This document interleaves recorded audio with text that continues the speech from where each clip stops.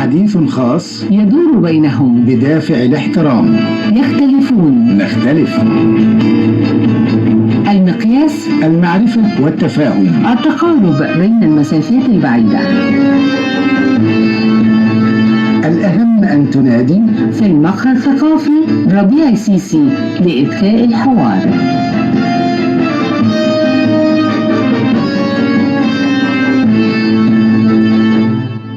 السادة والسادة، السلام عليكم ورحمة الله. كل عام وحضراتكم بخير. انتهى عام ميلادي 2023 ونحن في انتظار إن شاء الله عام جديد هو عام 2024. كل عام وحضراتكم بخير بمناسبة انقضاء 23 واستعدادنا لاستقبال عام جديد 2024. أهم الأحداث سواء على المستوى المحلي أو المستوى العربي والإقليمي أو المستوى الدولي، أهم الأحداث في المجالات المختلفة التي مرت علينا وعلى المنطقة وعلى العالم، نقاش أدبي وثقافي حول أهم هذه الأحداث، وأيضا استماع إلى بعض القصائد الشعرية من شعرائنا وضيوفنا الكبار في المقهى الثقافي الذين أرحب بهم جميعا. معنا الشاعر الأستاذ عبد النبي رمضان، معنا أيضا الروائي والسيناريست الأستاذ هشام علي الديوك، ومعنا أيضا الشاعر الأستاذ ميخائيل رياض رزق. كل عام وحضراتكم بخير وأهلا بكم في المقهى الثقافي. طب نبدأ كده بالأستاذ ميخائيل. أستاذ ميخائيل يعني منذ فترة لم نلتقي به، يعني إطلالة على أهم الأحداث التي توقفت أنت عندها، يعني اللي لفتت نظرك خلال العام المنقضي اللي هو يعني أوشك على الانتهاء 23. طبعا الأحداث اللي هي أثرت سلبا على مصر اللي هي أحداث الحرب بتاعت روسيا وأوكرانيا، ودي كانت في فبراير 2022.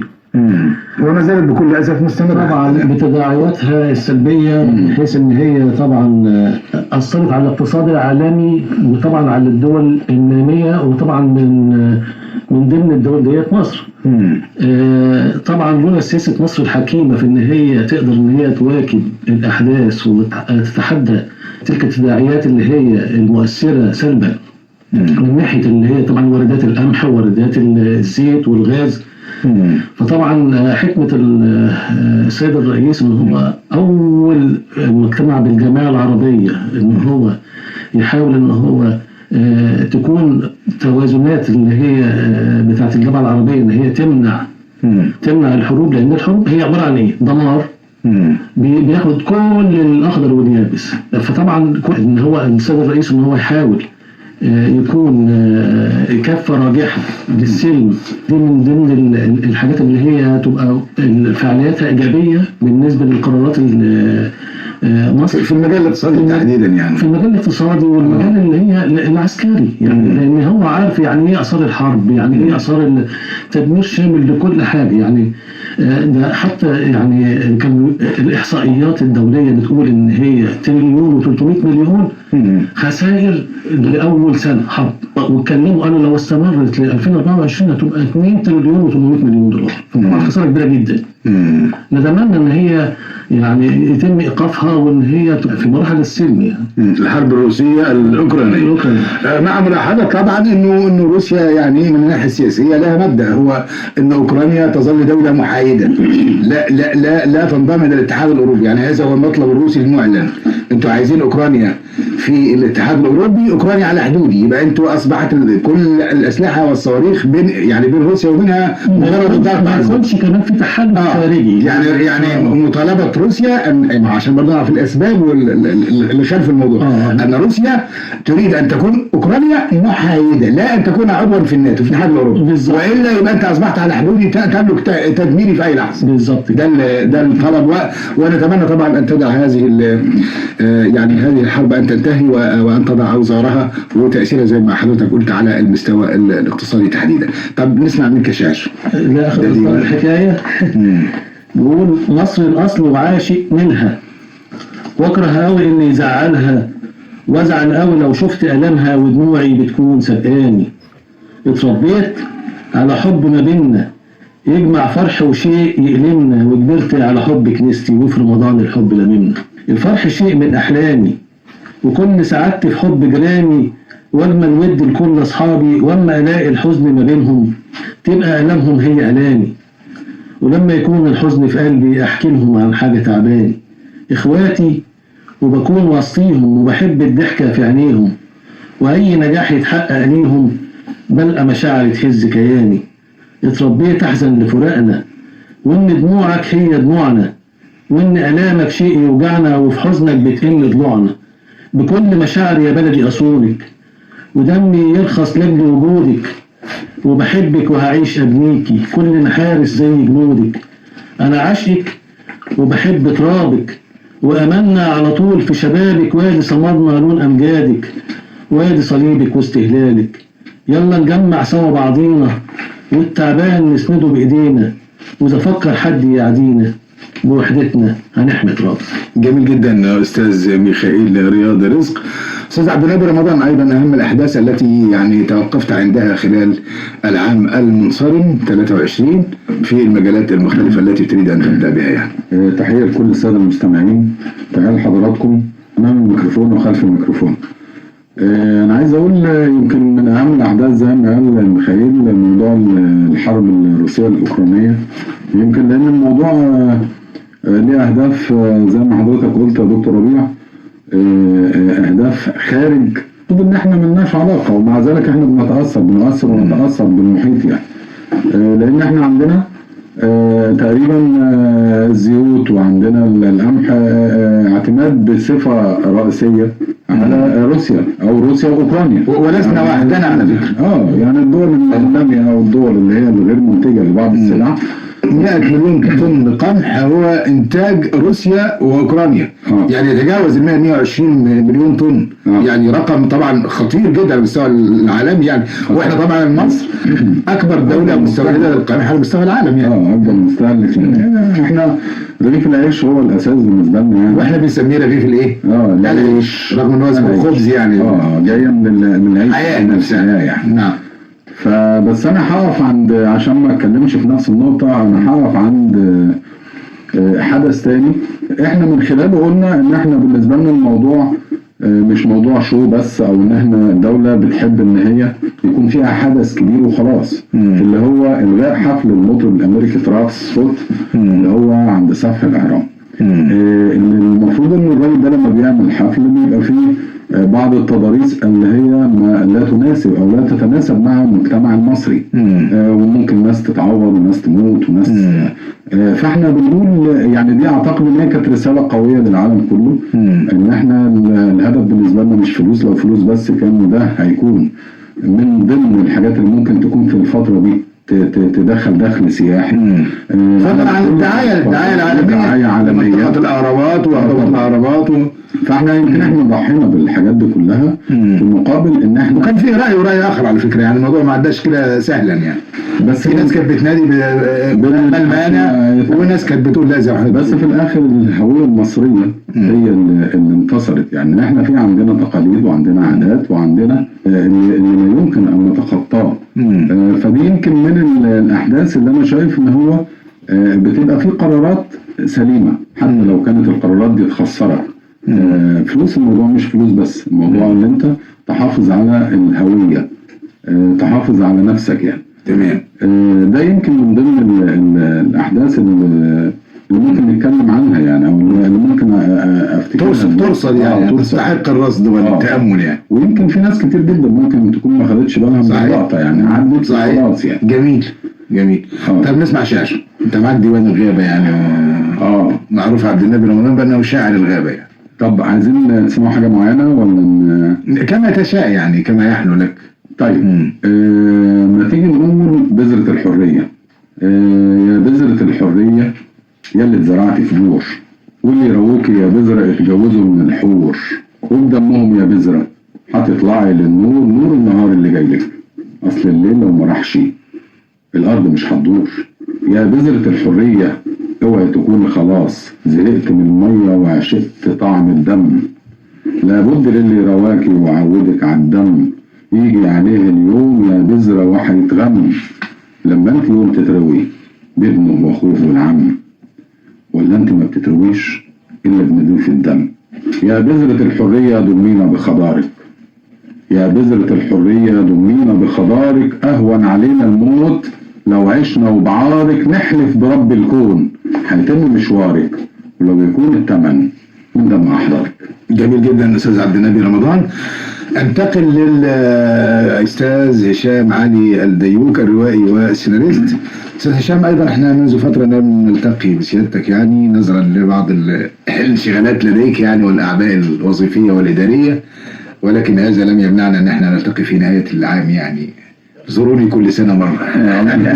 وحشني طبعا الميكروفون وحشني اللقاء الإذاعي ده. كنت يعني في الفترة اللي فاتت عندي بعض الأشغال، فللأسف الشديد ما كنتش بقدر صحيح أتواصل معاكم، فيشرفني إن أنا أحضر معاكم النهاردة في ونحن يعني سعداء بهذا الحضور.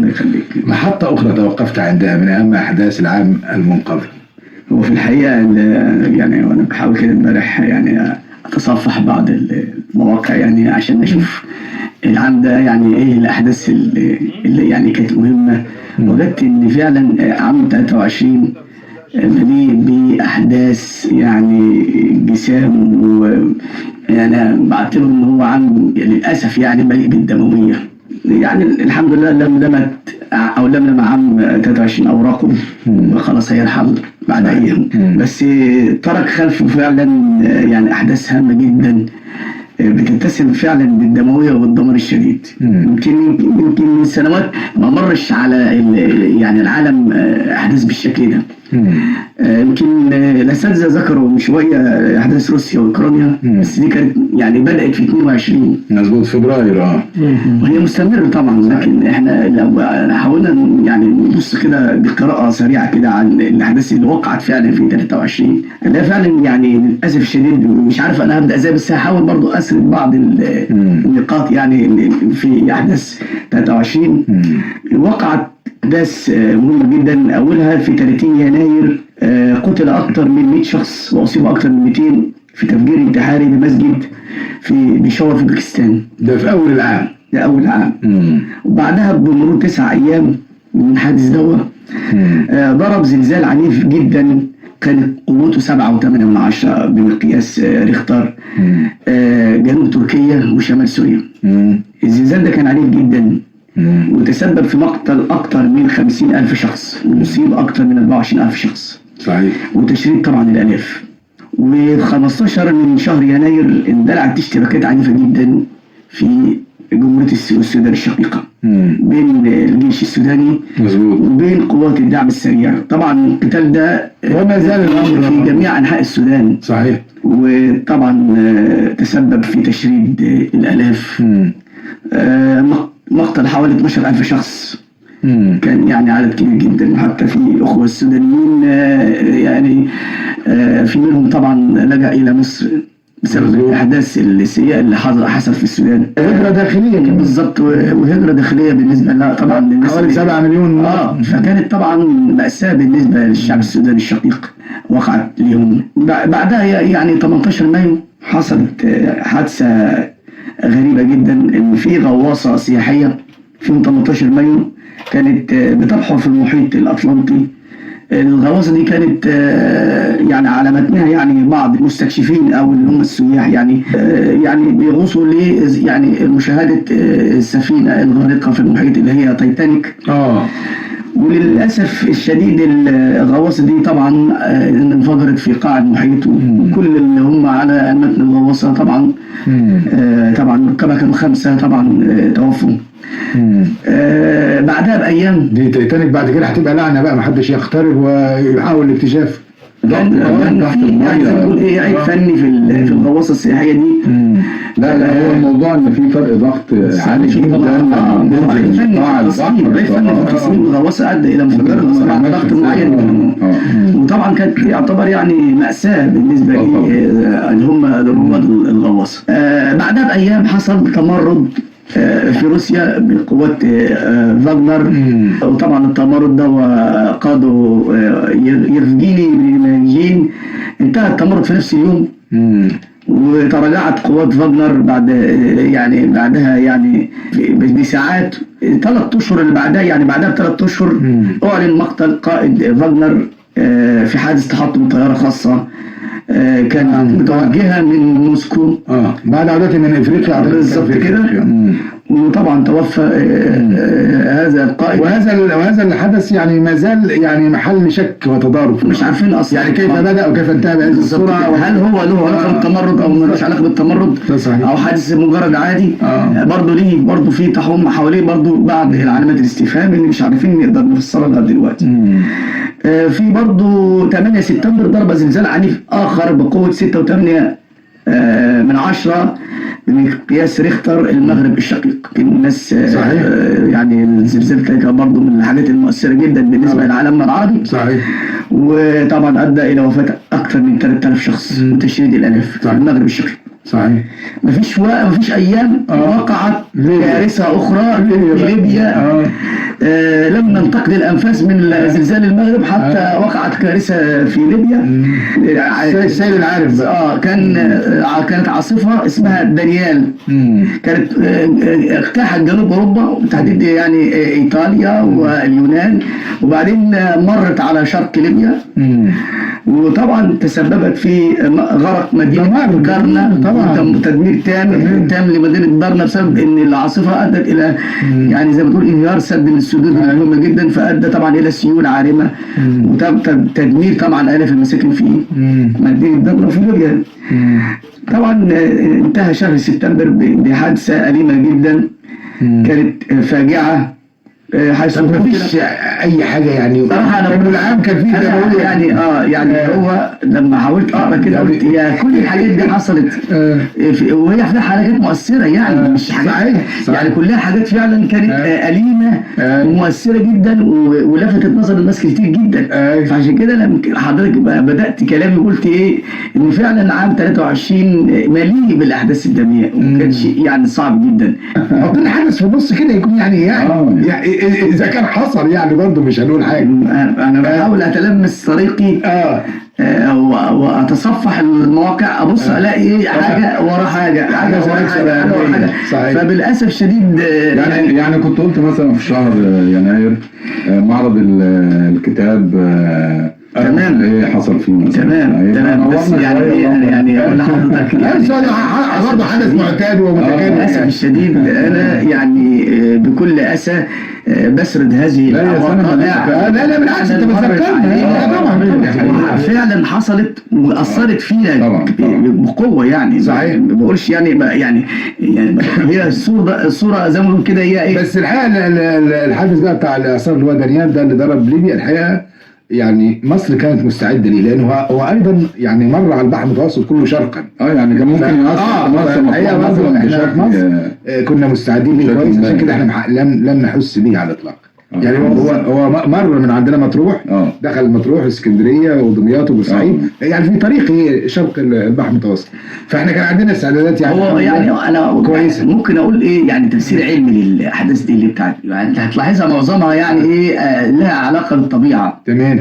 يمكن انا التفسير العلمي ان التغيرات المناخيه اللي حصلت على الكره الارضيه كان لها برضه علاقه يمكن بشكل مباشر عن طبعا مفيش كلام عن عشان كده هم في مؤتمر المناخ الاخير اللي كان في الامارات اللي هو كوب 28 بعد كوب شرم الشيخ اللي كان 27 قالوا هذا الكلام، قالوا ان الاحداث اللي حصلت في العالم خلال 23 تغيرت، ومنها بقى الزلازل والبراكين والاعاصير والى اخره اللي حضرتك اشرت الى بعضه، جزء منها التغير المناخي بالنسبه للكره الارضيه، وان احنا بنحمل الدول الصناعيه غضب الطبيعه. الدول الصناعيه احنا عندنا الصين وامريكا يتحملوا 80% من هذه الانبعاثات، تحديد دولتين فقط. من اكبر الدول الصناعيه اللي بينتج عنها انبعاث الكربون اللي بيؤدي الى تغير المناخ او الغلاف الجوي بدا يبقى فيه خلل يعني واضح قوي. ولذلك مصر طالبت في المؤتمر 27 كوب 27 و28 بان ننتقل من التعهدات والتأملات والوعود إلى التنفيذ. يعني عايزين في صندوق ب$100 مليار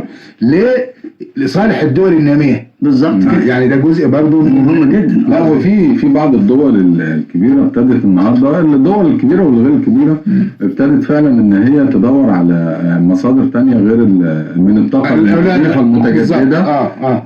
حتى انا يعني قريب جدا كنت قريت في حاجه زي كده، يعني ابتدى حتى بيتكلموا في التحول بقى من الطاقه الاحفوريه اللي هو الطاقه النظيفه والنوويه الى الطاقه الجديده والمتجدده، الطاقه الشمسيه وطاقه الرياح والكلام ده كله، يعني على اساس غضب الطبيعه ده نحاول ان احنا صحيح. في حدث بقى يعني برضه يعني من الاحداث اللي يعني تعتبر يعني مهمه جدا 6 مايو تتويج الملك تشارلز الثالث ملك بريطانيا، طبعا 50 سنة الملكة السابقة، وده يعتبر حدث سعيد من الأحداث اللي هي يعني كانت مهمة جدا بالنسبة لأحداث عام 23. صحيح. حصول الناشطة الإيرانية نرجس محمدي على جائزة نوبل للسلام، دي كانت برضه من الأحداث على فكرة دي تاني إيرانية تاخد بالظبط كده. دي برضه في شيرين عبادي قبل كده حصلت على جائزة نوبل أيضا للسلام. يعني مش كلها برضه صحيح. كويس جارب نحاول نقول النقطة كده يعني نبدأ. السادة والسادة إلى هذا الفصل القصير ثم نعود لاستكمال اللقاء مع ضيوفنا الكرام الشعراء الأستاذ عبد النبي رمضان، الأستاذ ميخائيل رياض رزق، والروائي والسيناريست الأستاذ هشام علي الديوك. فلا تذهبوا بعيدا.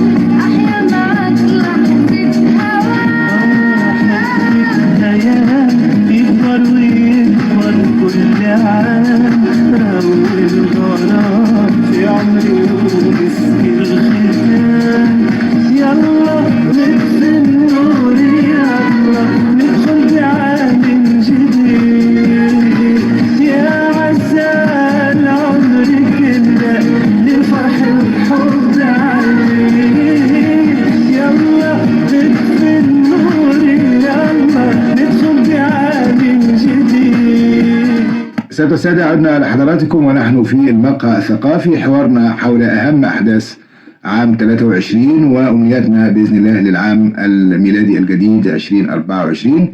ضيوفنا في المقهى الثقافي الشعراء عبد النبي رمضان، ميخائيل رياض رزق، وأيضا الروائي والسيناريست الأستاذ هشام علي الديوك. نعود كده للأستاذ ميخائيل، ولو في حدث آخر يعني تحب تقف عنده ثم نستمع إلى الشاعر من حضرتك. الأحداثيات اللي هي المبشرة أو الحاجة الجميلة في مصر، المنورين اللي طبعا اللي اتعمل السنة دي وتم افتتاحه، طبعا ده حاجة جميلة قوي، لأن هي هنواكب الأسلوب العالمي في المواصلات على نفس المستوى العالمي. طبعا استكمال المراحل برضو المترو الأنفاق، بصراحة إن الرئيس مش سايب جهد إن هو يكمل وينمي من استصلاح زراعي، من تنمية، من نقل ومواصلات. دي أحداثيات مبشرة.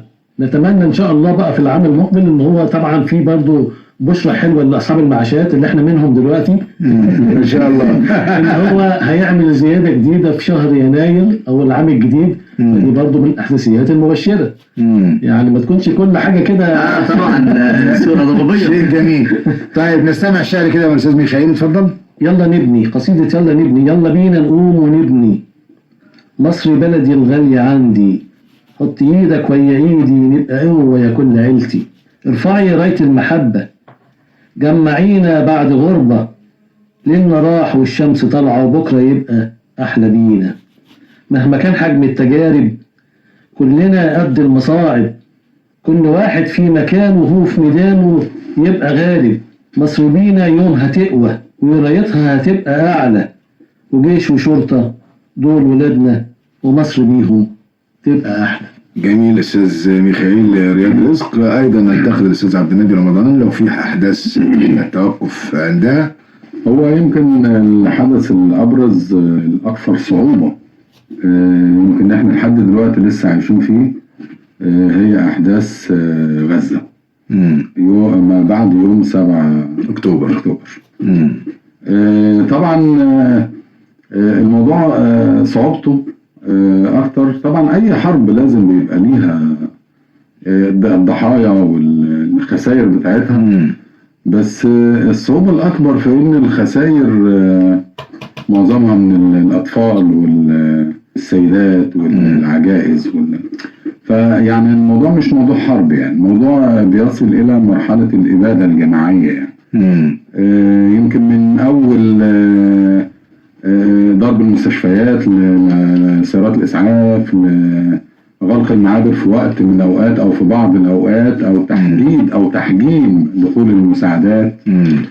ومصر أعلنت إنه المعبر رفح مفتوح 24 ساعة، لم يغلق من الجانب المصري على الإطلاق. طبعا. بس يعني كل ما الموضوع بيزداد صعوبة. يمكن احنا وصلنا لأن ابتدى الناس في رفح في الجانب الآخر إن الفلسطينيين بقوا أو كتير بأعداد يعني يعتبر عاملين خيم، وابتدى يوصلوا لدرجة إن ابتدت العربيات المساعدات أو شاحنات المساعدات وهي داخلة يحصل عليها بعض التجمعات اللي ممكن تؤدي إلى ناس طبعا نتيجة خلاص نفاذ الوقود. ما هو قطع المية، قطع الكهرباء، قطع الاتصالات، قطع الدواء، قطع كل مقومات الحياة. طبعا.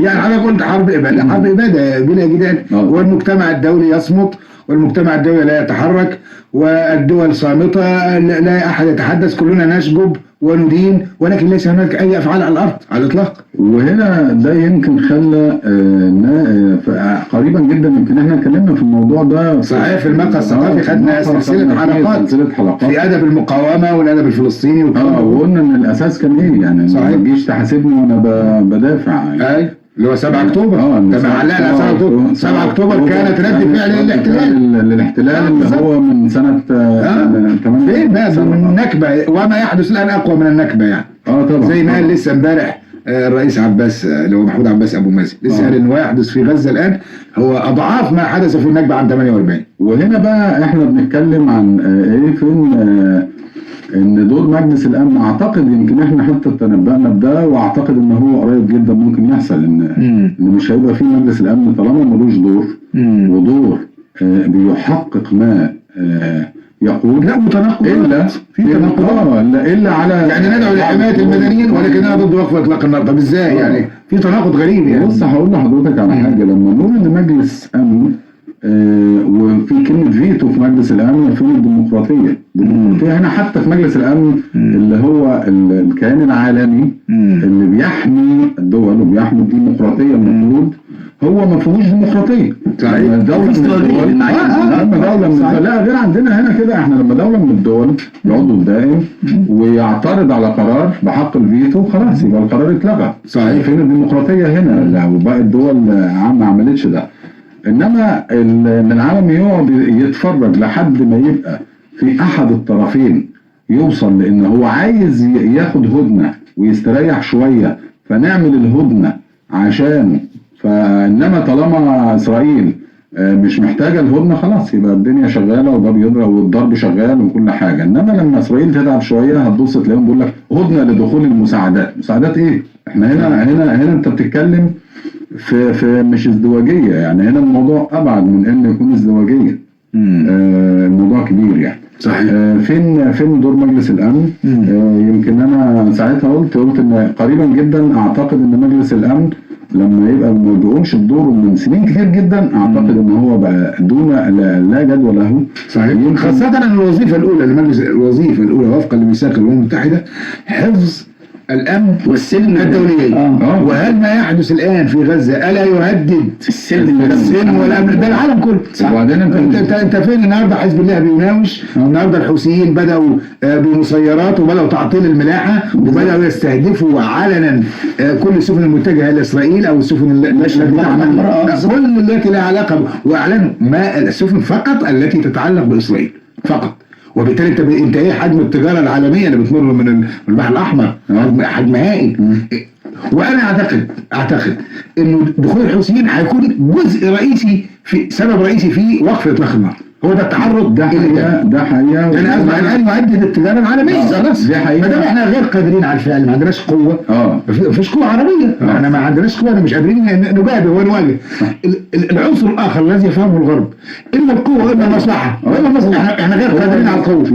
يبقى المصلحه ما قام به الحوثيين الان فيما يفعلون. هنا بقى ما بقتش الموضوع، ما بقاش ان الدول الغربيه او دول العالم كلها بس بتصرخ. النهارده اسرائيل نفسها ابتدت تتاثر وبتصرخ النهارده. يعني انا قريت خبر من يومين بيتكلم على ان يعني الميناء ايلات يعتبر من المنافذ المهمه اللي طبعا لاسرائيل. طبعا ابتدى النهارده ما فيش حركه خالص في ايلات. يعني هنا اسرائيل نفسها ابتدت تتاثر اقتصاديا، واعتقد ان لو ما كانش وفي على فكره ساعتها في دلوقتي حرب موانئ، يعني ضربت سفن اسرائيليه في الهند، في ماليزيا. دولة ماليزيا اعلنت عدم استقبالها لاي سفن في الموانئ الماليزيه. في تحرك اخر عنصر المصلحه هو اللي سوف يؤثر. وفي شركات عالميه برضه بتاعت نقل اعلنت انها مش هتمر على ان خطر على سفنها مرت بالبحر، وزادت البوليصه بتاع التامين بالظبط التكلفه. كل ده بقى يهدد التجاره العالميه والاخرين. المفروض هم ينتبهوا لان الحرب دي اذا استمرت ستؤدي الى ممكن تتسع وتبقى حرب عالميه. طبعا. وبالتالي الصين دي النهارده بتتدخل في الامر وبتنبه الولايات المتحده ان في خطر على التجاره او على الامن العالمي، ممكن تتطور الامور الى حرب. وهنا مش هتبقى منطقه صراع، هنا هيبقى مناطق صراع. مناطق صراع على مستوى العالم. احنا بنتكلم في ان في بعض الدول النهارده ابتدى يحصل فيها ضرب ويحصل فيها الحاجات زي ما الدكتور ربيع قال. هنا هيبقى فتح مناطق صراع جديده، قد تكون حرب عالمية بشكل منفرد لكل دولة. يعني كل دولة النهاردة، أنا لما يكون أنا دولة حتى لو أنا ما عنديش، أكيد قناة السويس لازم تكون بتتأثر طبعا. أكيد التجارة العالمية كلها بتتأثر زي ما قلنا من شوية، وزي ما جمال إن رفع تكلفة التأمين من الشركات، ما هو ده بيأثر على سعر رغيف العيش بالتالي. بالظبط. ده بيأثر على كل سلعة بتدخل. طيب نذهب إلى الشاش. أحيانا الشعر يكون منجا لكثير من الأمور. طيب أنا هقول الشمس طلعت. أنا دايما بحب أبص إن بكرة هيبقى أحسن، فإن شاء الله بكرة هيبقى أحسن. يعني هقول الشمس طلعت في الحرارة، طارت بيوت الغلبانين من الفرحة، بقى عندهم أمل في بكرة جديد، شايل سبايك حلمهم، حلم الحياة، طوق النجاة، والضحكة زرعت عشها فوق الشفايف. والضحكة زرعت عشها فوق الشفايف، ما بقاش معاها حد خايف وليه يخاف. ما بقاش معاها حد خايف وليه يخاف. والشمس لبست طرحة وفستانها متزين بفرحة، مع زقزقة عصفور وريشه من الزهور، مرسوم على لوحة ربيع.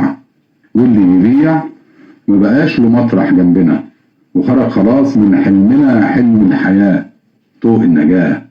والطوق بيخنق في ظلام الليل، ويتولد بكرة الجميل. وسحابة شايلة حلمنا، ويطيب معاها جرحنا، جرح السنين. جرح السنين التعبانين الشقيانين، يا ريت يا بكرة تضمنا، لا تهد تاني حلمنا، ده لو يموت الحلم فينا أكيد نتوه من نفسنا. جميل جدا استاذ عبد النبي رمضان. ارجع للاستاذ هشام علي الديوك، الروايه والسيناريست، وايضا اهم الاحداث التي توقفت عندها، يعني وتتحفنا بما تريد سلبا او ايجابا، يعني ما والله يعني هذه احداث وقعت على كل الاحوال. الموضوع فعلا اللي هو يعني اعتقد ان هو كان اهم حدث في عام 23 لو بالنسبه لحرب غزه دي، فعلا اثرت فيا جدا في الفتره اللي يعني ابتداء من 7 اكتوبر. كل الناس كانت اعتقد قدام شاشات التلفزيون. انا لما كنت بمشي في الشارع الاقي القهاوي يعني قاعدين الشباب والناس كلها متابعه الاحداث بتاعه غزه، لان فعلا احداث جسيمه وما حصلتش فعلا في اي حرب من الحروب اللي قبل كده اللي حصلت في غزه. يمكن وقعت احداث بين الفصائل الفلسطينيه وبين اسرائيل في سنوات قبل كده، والصراعات والجانب الاسرائيلي. يعني هذه هي خامس حرب خلال 10 سنه يعني ما كانتش يعني بالضراوه دي. صحيح. ما لم يحدث قبل كده، لم يحدث، وبحجم الخسائر الجسيمه والمهوله بالنسبه للجانب الفلسطيني والجانب الاسرائيلي برضه. يعني ما برضه الخسائر الاسرائيليه برضه بالنسبه للقاءات اللي قبل كده مش لم يحدث النهارده. احنا وصلنا ل 600 من الجنود الضباط من 7 اكتوبر لغايه النهارده. وحتى القياده العسكريه الاسرائيليه بتقول ان الاحداث اللي هي تتعرض لها دي ما حصلتلهاش من حرب 48. صحيح. فيعني حجم فعلا التدمير كان واسع جدا. طيب على المستوى الشخصي، عشان هروح لفاصل، على المستوى الشخصي اهم ما حدث بالنسبه لك انت كهشام الديوك؟ والله هو انا السنه دي يعني حصل لي يعني حدث شخصي. عندي عمل روائي تقدمت به لاحد المسابقات الادبيه في هيئه قصور الثقافه، وفاز بالمركز الاول على مستوى المسابقه. الروايه كانت اسمها ضرب البرقوقي. كانت منظمها يعني احد قصور الثقافه في صعيد مصر في محافظه سوهاج، والحمد لله فازت بالمركز الاول. ده الحدث يعني جانب. طيب استاذ عبد النبي رمضان، ايضا اهم الاحداث على المستوى الشخصي خلال العام الذي اوشك على الانتهاء. أنا هقول على المستوى الشخصي طبعا أنا حدث كانت نهاية 23 فيها حدث مهم جدا بالنسبة لي. إننا رزقنا الحمد لله بمولودة جديدة اللي هي بنت محمود ابني. الكلام ده النهاردة يمكن أنا حرص الشديد على الوجود معاك. ألف مبروك يا أستاذ عبد النبي، ربنا يبارك فيك. يمكن واحنا قاعدين في الحلقه دلوقتي لسه هم في المستشفى. انا يعني انا سعيد ومبسوط بانك انت يعني قدرت انك انت تجينا الحلقه وتتواجد معانا، ويعني زوجة ابنك الان في المستشفى تضع يعني المولود الاول. فيعني انا بشكرك على تقديرك وعلى تضحيتك، ونعتذر طبعا للاب والام بقى، ويعني ربنا يخليك محمود وزوجته. يعني طبعا انا المقهى الثقافي والدكتور ربيع السيسي والساده المستمعين على دماغي. ما اقدرش اكون وعدت ومفيش زي ما قلت ان انا على دماغي. لكن لسه ما سميتوش المولوده ايه؟ لسه ما اتفقتوش؟ لا، هي كان بيختاروا بين كام اسم كده، فوالدتها وهي في غرفه العمليات فقالت منهم اسم ميان. وانا ليه معنى اول ميان. بص انا كان دايما لما حد ما عندنا من العيله يعني بسمي اسامي غريبه، فانا كنت اتريق دايما يعني. يعني عندنا مثلا ولاد خالي مسميين برضه اسامي كده. لا احنا عايزين يعني هي فرصه ان نعود الى الاسماء يعني المصريه العربيه اللي فيها لان جزء يعني الاسم يقول لك الاسم علامه على الذات المسمى به. والله يعني الاسم علامه على الذات، يعني في الهويه بتاعتنا يعني. نتمنى هذا مع تقديرنا طبعا لجنوح الشباب من الازواج يعني. طبعا، بس هي والزوجات اكيد يعني. هي بقول لك الله وهي في العمليه على طول ميان فعلا. بس احنا لحد دلوقتي لسه ما كتبناش. تمام، ان شاء الله بعد الحلقه ما تنتهي ان شاء الله ناخد قرار بمسمى تتفقوا عليه، ويطلع القرار بالاجماع ان شاء الله باذن الله مش بالاغلبيه، بالاجماع. بس هي لحد دلوقتي ميان، فانا وانا جاي في الطريق فانا كتبت حاجه لميان يعني. خلاص يبقى بقى ميان اتفضل. فهقول توته توته جد بنوته تقول لي يا جدو، البق صغير ومسمسم انا مش قده، تتربى في عزك يا محمود وفي خير جده، تكبر وتكون مع احلى عريس بوسه في خده، تضرب بابا وتضرب ماما وتبوس جده، البت الحلوه الاموره تملى البرواز لاجمل صوره وتكون اموره وغندوره ودينها دايما منصوره، جده يكتب لها احلى كلام، جده يكتب لها احلى كلام ويعيش وياها احلى ايام، تتحقق لها احلى الاحلام وتكون عسل ابيض للايام. لو يبقى في يوم جده عيان والطب احتار والشفا عصيان، لمسه من ايدك ليه تشفيه وتنور قلبه وهتهديه، ما اصل الدكتور وصفك ليه قال له علاجك في الحلو ميان. جميل جدا، يعني حاجه عظيمه جدا. سيادة السادة لهذا الفاصل القصير ثم نعود لاستكمال اللقاء مع ضيوفنا الكرام، الشاعر الاستاذ عبد النبي رمضان، الشاعر الاستاذ ميخائيل رياض، والروائي والسيناريست الاستاذ هشام علي الديوك. فلا تذهبوا بعيدا.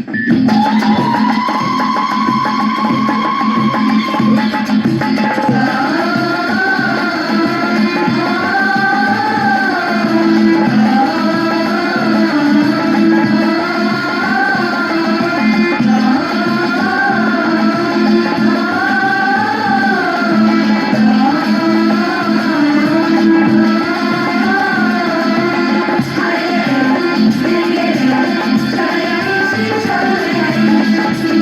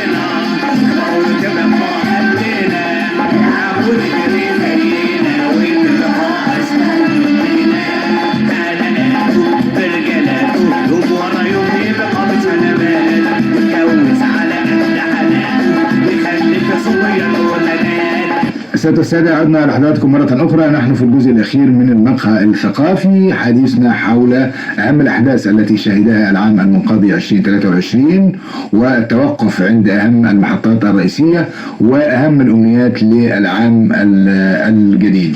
تفائلوا كده بالخير تجدوه، أهم ما نتمناه. لكن الحقيقة برضو عايز أتوقف وأعود إلى نقطتين يمكن أشار الأستاذ هشام لبعضها.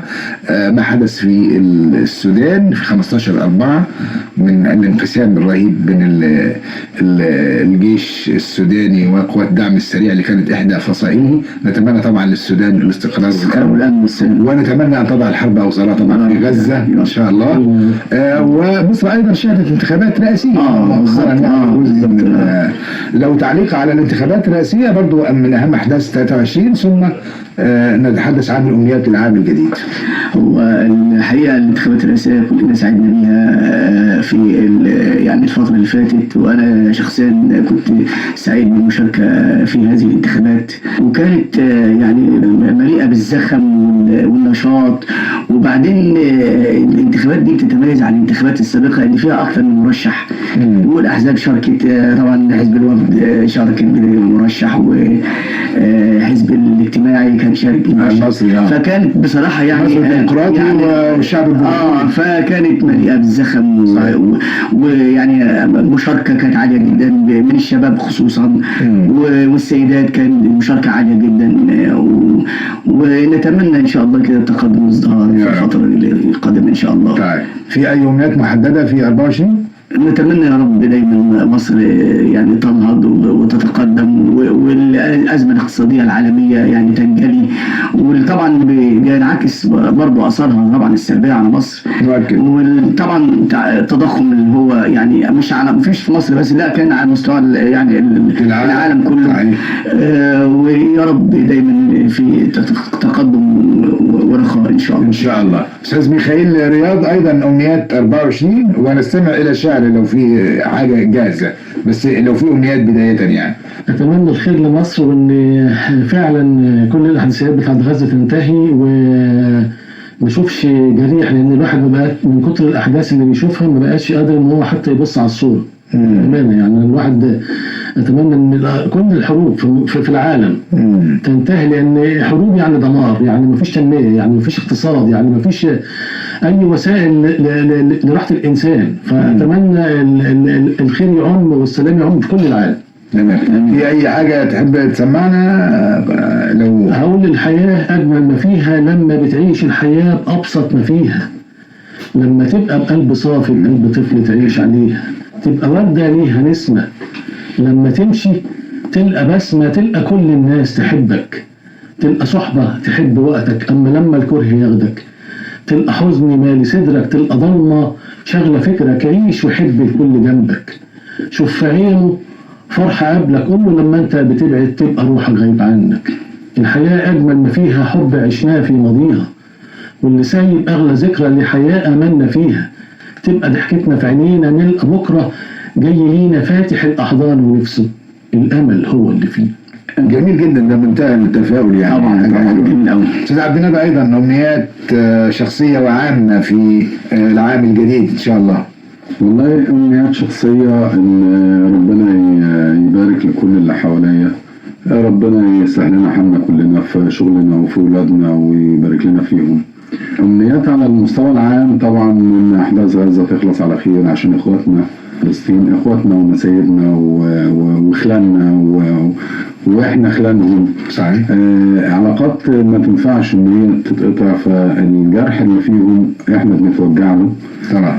فأمنيات طبعا ليهم إن ده يخلص على خير، وإن 24 لما نقعد القعدة دي إن شاء الله السنة اللي جاية الأستاذ هشام بدل ما يعني يشغل كلها لمط كده يدينا طاقة الأمور يا رب إن شاء الله من خلال الأحداث. ده بيحصل من خلال الأحداث يعني، فإن شاء الله بإذن الله تكون أحسن يعني إن شاء الله. شعرا هقول أغنية أنا كاتبها، ويمكن أنا زي ما دايما بقول إن المقهى الثقافي دايما بيكون أول من يشهد ميلاد شيء ليا يعني.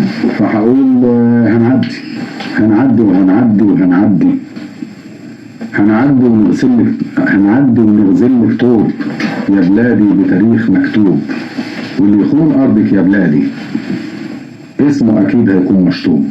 هنعدي وهنعدي وهنعدي، هنعدي بالقلب الطيب وبكرة اللي بقالنا قريب، واللي ما يجري ويحصلنا هنعمله بالقلب الطيب. هنعدي وهنعدي وهنعدي، هنعدي وهنزرع أرضك، نرويها ونصون لك عرضك، تطرح خير لينا وولادنا ونكون كده بنقدم فرضك. هنعدي وهنعدي وهنعدي، وهنبني مصانع لولادنا، نرسم مستقبل أحفادنا علشان نبعت صنع بلادي للعالم ونعيد أمجادنا. هنعدي وهنعدي وهنعدي، هنعدي وجيشنا بيحمينا، يحمي ولادنا يصون أراضينا، ما هو جيشك قوته بولادك وبيشهد رملك يا سينا. هنعدي وهنعدي وهنعدي. جميل جدا، يعني الحقيقة أمنيات وتفاؤل إن شاء الله لاستقبال عام ميلادي جديد 2024. وكنا في المقهى الثقافي لرصد بعض الأحداث وأهم المواقف التي شهدها العام المنصرم الذي أوشك على الرحيل وهو عام 2023. كان معنا في المقهى الثقافي ضيوفنا الكرام الشعراء الأستاذ عبد النبي رمضان والأستاذ ميخائيل رياض رزق، وكان معنا أيضا الروائي والسيناريست الأستاذ هشام علي الديوك. الحلقة القادمة بإذن الله تشرفونا وتعدوننا وتعدوا مستمعينا بأن تكونوا معنا في عيد الميلاد المجيد والوحدة الوطنية التي تجمع المصريين وتميزهم عن كل شعوب الأرض. فأنا بشكركم وأهنئكم وكل عام وكل جزيلا لتشريفنا في المقهى. وأيضا الشكر موصول للزميلة إيمان نادر من الهندسة الإذاعية. الأهم أن تنادي في المقهى الثقافي ربيع سيسي لإذكاء الحوار.